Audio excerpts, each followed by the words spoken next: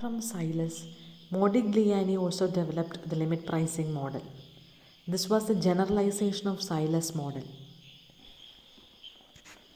The main assumptions of Modigliani's model are that the same technology is being used by all firms in the industry.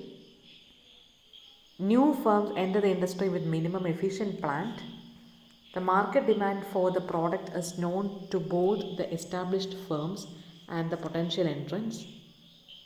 As in Silas' model, Modigliani assumes that there exists a scale barrier, namely the new firm, that cannot enter the industry with a plant size smaller than the minimum efficient size.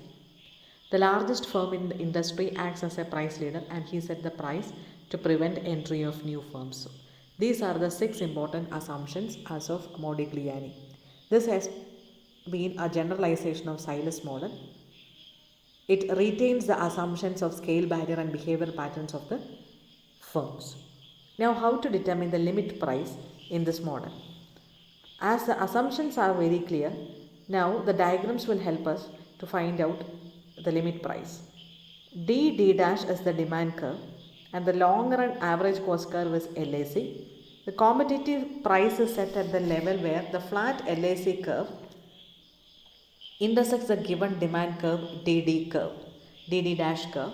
It will be observed from the panel in the right that flat LAC curve intersects the DD curve at point B and accordingly the competitive price PC and competitive output QC is determined. Now the established firms can charge a price which is higher than the competitive price PC because of the existence of the scale barrier. Now the problem before the price leader is at what level B the price will be set. To obtain the price level, that is to have the entry preventing price to be set, the total output which could be sold by all firms in the industry has to be determined. So this depends on how much output a minimum efficient plant size can produce with which the new firm will enter and it will produce and sell in the market. So from the first panel we can find out that minimum efficient plant size is given by the output equal to Q bar.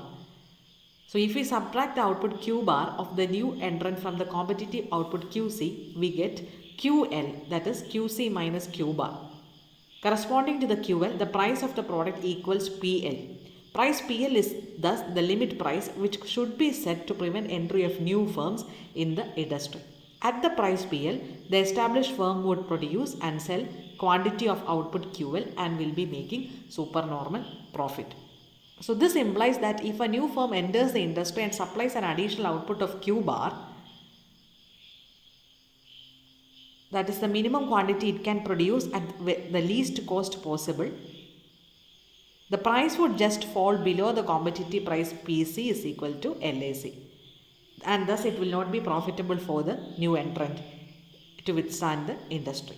So to make a conclusion, we have to understand the concept known as entry gap, which represents the profit margin or premium by which the price exceeds the long run average cost.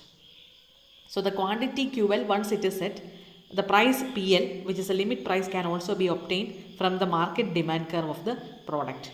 So limit price PL is greater than the competitive price PC because of the scale barrier. The difference between PL minus PC is also known as the entry gap. There are 4 major factors that determine the entry gap.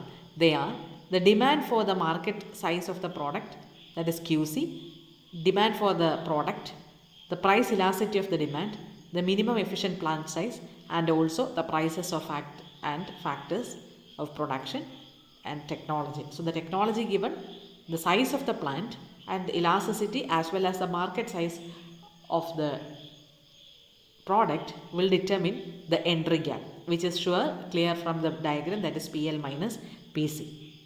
So the price level, the limit price, which will be a little bit higher than the competitive price. This theory was again extended by Bhagwati. So Professor Bhagwati has further developed Modigliani's model and has also made it dynamic. Bhagwati's contribution is done by adding 2 more factors and determine the limit price. These 2 additional determinants are The first one, the number of firms in the industry, and the second one, the feel of dissatisfaction. The feeling of dissatisfaction is measured by a special elasticity which is known as charging elasticity. CHAGRI, charging elasticity. Secondly, he considered the changes in limit price in the framework of the growing demand or market commodity.